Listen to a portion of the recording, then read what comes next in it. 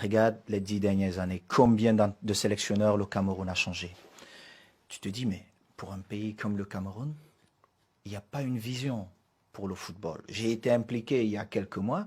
J'ai dit, OK, donnez-moi 4 ans, je reforme tout ça. Développer le football africain, ça dépend de chaque fédération. Mais il y a des mauvais deals. Et ça, c'est la première chose. Parce que si vous voyez, nos fédérations sont très pauvres. Donc, elles s'appuient sur nos États. Mais la priorité de nos États, c'est pas le football. C'est pas le football. Et bien même, quand il y a des fonds alloués pour ce football, il y a beaucoup de chantage. Il n'y a pas une vision, il n'y a pas une politique pour développer le sport ou le football en particulier. Je te prends l'exemple du Cameroun, une fois de plus. Le plus important pour nous, c'est de développer notre championnat. Parce que, quoi, les gens se focalisent sur nos équipes nationales. Mais, ce que nous devons développer, c'est le championnat national. Le championnat, pour que ce championnat nous permette d'avoir des joueurs dans nos différentes équipes nationales et pouvoir permettre à cette équipe nationale de ne pas vivre un certain chantage. Parce que, mais quand tu dis ça aux gens au Cameroun, ils disent, mais lui, il dit ça parce qu'il est riche. Mais non, la seule chose qui intéresse ces dirigeants, c'est de voler. De voler. Ils n'ont aucune vision. Quand tu viens, tu dis, j'ai besoin d'un sélectionneur, 4 ans, qui vient, qui me réorganise toutes les équipes nationales, qui réorganise l'équipe nationale senior, où les joueurs ne viendront pas dire, moi, je ne vais pas jouer en sélection parce que je ne suis pas l'ami de tel. Monsieur, quand tu es sélectionné, tu viens jouer. C'est pas parce que tu es l'ami de tel. Moi, j'ai vécu ça à l'équipe nationale pendant 10 ans, où il y avait un clan qui voulait jouer entre eux. Pourtant, les meilleurs n'étaient pas dans ce clan.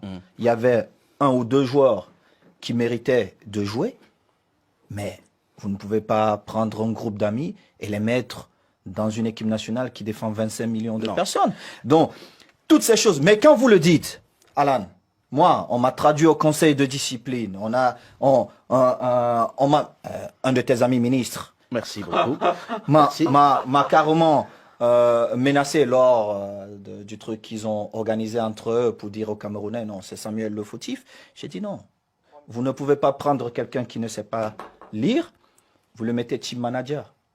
Ce n'est pas possible. Je ne sais pas de quel ministre il s'agit, mais en tout cas... Tu sais de quoi je parle, Alain.